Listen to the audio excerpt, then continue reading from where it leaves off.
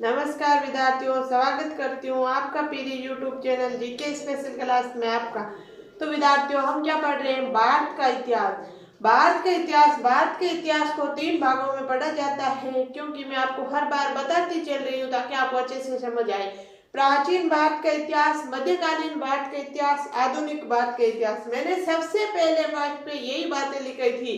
प्राचीन भारत के इतिहास हम क्या पढ़ेंगे, मध्यकालीन भारत के इतिहास हम क्या पढ़ेंगे, आधुनिक भारत के इतिहास में हम क्या पढ़ेंगे। तो अभी हमारे क्या चल रहा है? प्राचीन भारत का इतिहास। हम क्या पढ़ रहे हैं? प्राचीन भारत का इतिहास। प्राचीन भारत के इतिहास में सबसे पहले हम क्या पढ़ा था? सिंधु घाटी सभ्यता। क्या पढ़ा था विद्यार्थियों? सिंधु घाटी सभ्यता, जिसका समय था 2300 ईसा पूर्व से 1750 ईसा पूर्व। 2300 ईसा पूर्व से 1750 ईसा पूर्व हमने क्या पढ़ा था? सिंधु घाटी सभ्यता। फिर हमने लिया था वैदिक सभ्यता, इसी को बोलते हैं आर्य सभ्यता। वैदिक सभ्यता या इसी को बोलते हैं आर्य सभ्यता, जिसका समय है 1500 ईसा पूर्व से 600 ईसा पूर्व। 1500 ईसा पूर्व से 600 ईसा पूर्व। फिर हमने क्या पढ़ा था? महाजनपद काल। महाजनपद काल का समय है 600 ईसा पूर्व से 322 ईसा पूर्व। 600 ईसा पूर्व से 322 ईसा पूर्व विद्यार्थी महाजनपद काल का समय है, जिसमें हमने 16 महाजनपद पढ़े। बाकी आगे जो टॉपिक आएंगे विद्यार्थियों, ये इसी में से आएंगे, जैसे कि कौन सा महाजनपद है, कौन सा, ये इनमें से उठ उठ के सवाल आएंगे 16 महाजनपदों में से। फिर हमने महाजनपद काल पढ़ा था। महाजनपद काल में हमने जैन धर्म पढ़ा था, बौद्ध धर्म पढ़ा था। पहले बौद्ध धर्म पढ़ा, फिर जैन धर्म पढ़ा। फिर हमने पढ़ा था मगध साम्राज्य।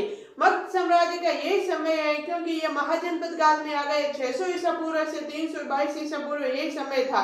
मगध साम्राज्य में हमने चार वंश पढ़े थे विद्यार्थियों। सबसे पहला पढ़ा था वर्धन वंश, फिर पढ़ा था हैर्यक वंश, फिर पढ़ा था शेषुनाग वंश, फिर पढ़ा था नंद वंश। नंद वंश में सबसे लास्ट में हमने पढ़ा था घनानंद। घनानंद को पराजित करके यही आया है मौर्य साम्राज्य। विद्यार्थियों, मगध साम्राज्य में घनानंद को पराजित किसने किया? चंद्रगुप्त मौर्य। ये बातें जब हम चंद्रगुप्त मौर्य, बिंदुसार, मतलब इनके आगे पुत्र बढ़ते जाएंगे पढ़ेंगे। फिलहाल हम देखेंगे इनका बेसिक, मौर्य साम्राज्य का बेसिक 1-2 दिन में तैयार करेंगे, फिर हम इनके राजा बढ़ेंगे। तो अब हमारा टॉपिक कौन सा है? मौर्य साम्राज्य। कौन सा है? मौर्य साम्राज्य। क्या समय है? 322 ईसा पूर्व से 185 ईसा पूर्व। 322 ईसा पूर्व से 185 ईसा पूर्व किसका समय है? मौर्य साम्राज्य का। तो विद्यार्थियों, संस्थापक, मौर्य साम्राज्य के संस्थापक कौन है? चंद्रगुप्त मौर्य। कौन है? चंद्रगुप्त मौर्य। मौर्य साम्राज्य के संस्थापक चंद्रगुप्त मौर्य। महानतम शासक, मौर्य साम्राज्य का महानतम शासक कौन था? अशोक मौर्य। कौन था? अशोक मौर्य। तो विद्यार्थियों, चंद्रगुप्त मौर्य, अशोक मौर्य और बिंदुसार, इनके बारे में यही मोस्ट इनमें से प्रश्न आते हैं। लेकिन अभी नहीं, अभी हम 1-2 दिन 3 दिन में बेसिक तैयार करेंगे। पूरा हम मौर्य साम्राज्य पढ़ेंगे, फिर इनके राजा पढ़ेंगे। संस्थापक चंद्रगुप्त मौर्य, महानतम शासक अशोक मौर्य। विद्यार्थियों, मैं किसी की बुराई नहीं करती हूँ, पर जहां तक हो आप सर्च करके देख लेना, आपको ऐसे मिलेगा लाइनों में।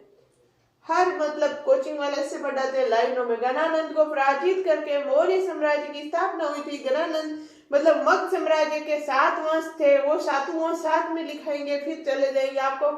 हाँ, समझ में आता है, जो पढ़ा हुआ है उसको तो अच्छे से समझ में आ जाता है। क्यों? क्योंकि बड़ी बड़ी संस्थाएं अच्छे से पढ़ाते हैं, तो समझ में।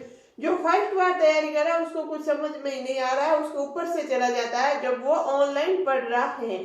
क्यों? क्योंकि खुल के नहीं पढ़ाते हैं। और विद्यार्थियों, मैं कोई मेरी बड़ाई नहीं कर रही हूँ, लेकिन हाँ, मेरे गुरुजी ने मुझे पढ़ाया, मैं आपको पढ़ा रही हूँ। हर चीज खुल के पढ़ा रही हूँ, हर एक चीज को खोल के पढ़ा रही हूँ विद्यार्थी, ताकि अच्छे से आपको समझ में आ जाएंगे। महानतम शासक, मौर्य साम्राज्य के संस्थापक कौन सा? प्रश्न ऐसा आएगा, मौर्य साम्राज्य का संस्थापक कौन था? चंद्रगुप्त मौर्य। महानतम शासक अशोक मौर्य। मूल स्थान पीपलीवन, नेपाल। मौर्य साम्राज्य का मूल स्थान पीपलीवन, नेपाल। राजधानी पाटलिपुत्र। तो पाटलिपुत्र का प्राचीनतम नाम कुसुमपुरा। किसने बसाया? किसने रखा? उदय ने। अन्य नाम क्या था? पोलिप्रोथ था। अन्य नाम क्या था? पाटलिपुत्र का पोलिप्रोथ था। किसने दिया? मेगस्थनीज ने। तो कॉस्ट में मैंने लिखा है इंडिका। आप सोचोगे ये इंडिका क्या है? इनकी पुस्तक, मेगस्थनीज की पुस्तक है इंडिका विद्यार्थियों। फिर प्रमुख शिक्षा के अंदर तक्षशिला विश्वविद्यालय पाकिस्तान। तक्षशिला विद्यालय पाकिस्तान। राज्य भाषा प्राकृत। मौर्य साम्राज्य की राज्य भाषा कौन सी थी विद्यार्थियों? प्राकृत। तो आप इसके स्क्रीनशॉट लो, इसको लिखो, फिर हम आगे चलेंगे। चलो लिखो। आपको अगर समझ में नहीं आया तो एक बार और मैं बता दूंगी, कोई बात नहीं। चलो आप लिखो। हेडिंग डालना विद्यार्थियों, न्यू पेज से अच्छे से न्यू हेडिंग लगाना, मौर्य साम्राज्य। फिर लिखना 322 ईसा पूर्व से 185 ईसा पूर्व समय। फिर नीचे लिखना संस्थापक चंद्रगुप्त मौर्य, महानतम शासक अशोक मौर्य, मूल स्थान पीपलीवन नेपाल, राजधानी पाटलिपुत्र। फिर पाटलिपुत्र पे कोष्टक बना के लाइन खींच के लिखना। अब इनके बारे में दो बातें लिखना। प्राचीनतम नाम कुसुमपुरा, किसका प्राचीनतम नाम कुसुमपुरा? पाटलिपुत्र का। किसने रखा? उदयन ने। अन्य नाम क्या? पोलिब्रोथा। तो पाटलिपुत्र को पोलिब्रोथा किसने दिया था नाम? मेगास्थनीज ने। मेगास्थनीज की पुस्तक इंडिका किसमें दिया था? इंडिका में। फिर नीचे लिखना प्रमुख शिक्षा केंद्र तक्षशिला विश्वविद्यालय पाकिस्तान, राजकीय भाषा प्राकृत। शायद आपने अच्छे से लिख लिया होगा विद्यार्थियों और आपको समझ में भी आ गया। 4 बातें इसमें, क्या समझ में नहीं आएगी अभी तक तो। संस्थापक चंद्रगुप्त मौर्य विद्यार्थियों, मौर्य साम्राज्य का संस्थापक कौन है? चंद्रगुप्त मौर्य। महानतम शासक, पूरे मौर्य साम्राज्य का महानतम शासक कौन था? अशोक मौर्य। चंद्रगुप्त मौर्य, अशोक मौर्य, ये सब बातें हम आगे इनकी पढ़ेंगे डिटेल्स विद्यार्थियों जब हम इनको पढ़ेंगे। राजधानी पाटलिपुत्र। फिर विद्यार्थियों ये 2 बातें इसकी है। पाटलिपुत्र का प्राचीनतम नाम कुसुमपुरा, किसने? उदयन ने। अन्य नाम क्या? पोलिब्रोथा, किसने दिया? मेगास्थनीज, इंडिका पुस्तक में। और शिक्षा के अंदर राज्य की भाषा आपको मैंने बता दिया तक्षशिला और प्राकृत। शायद आपने अच्छे से लिख लिया होगा विद्यार्थियों। चलो आगे चलते हैं।